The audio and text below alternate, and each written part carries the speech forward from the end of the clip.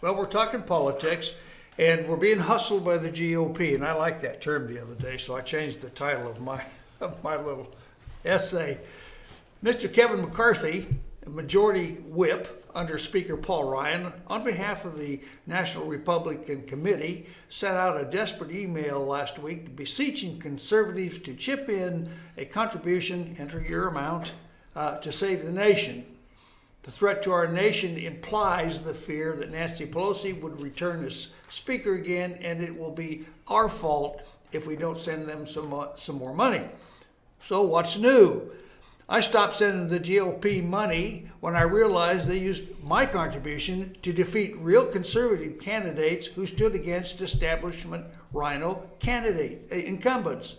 Well, their pleas fall on deaf ears now when they ask me. I'm done with them, and for that very reason also.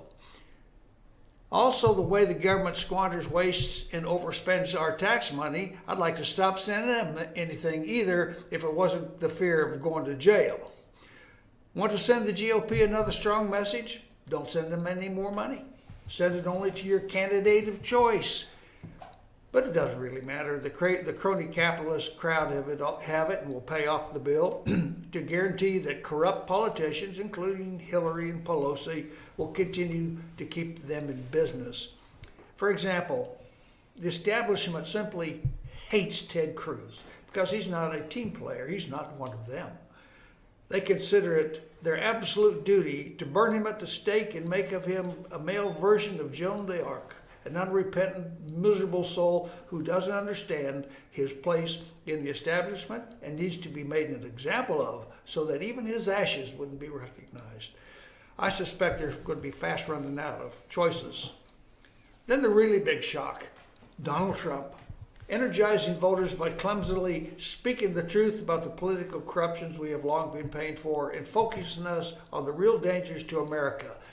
The horde of illegal aliens crossing our border, Muslim jihadism, ATF armed drug cartels, wealth-crushing tax loads, and other myriad unworkable government programs that now burden us. Expecting this loud, boisterous, self-funded multi-billionaire to implode at any moment because of the wild things he said, it hasn't happened yet. He grows. Their own pick, Jeb Bush, couldn't handle the assault, and lo, he's gone. But not forgotten. The establishment simply does not know how to handle their double gigantic problem of Trump and Cruz, except to approach it not with honest competition, but through skullduggery, lies, innuendos, accusations, and orchestrating minor criminal charges against a Trump staff member. Didn't Uma Abedin slug a protester on behalf of the odious Hillary Clinton once? Or is the charge against her for that battery?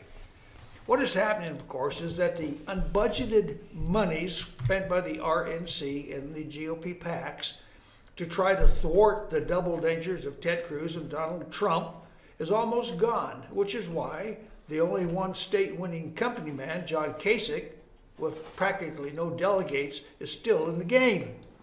Losers like Kasich usually drop out when backers realize they no longer have a chance of having their puppet in office. That being the truth of organized political campaigning, how can it be that Kasich can afford to stay in the race if he has no backers except it be a compilation of super PACs and RNC funds? Those very funds that McCarthy now wants us to replenish. Don't do it. It's time to save America. They're hustling us. Apparently, the only news important for the media to feed us is the alleged misdemeanor battery charge against Trump's chief of staff.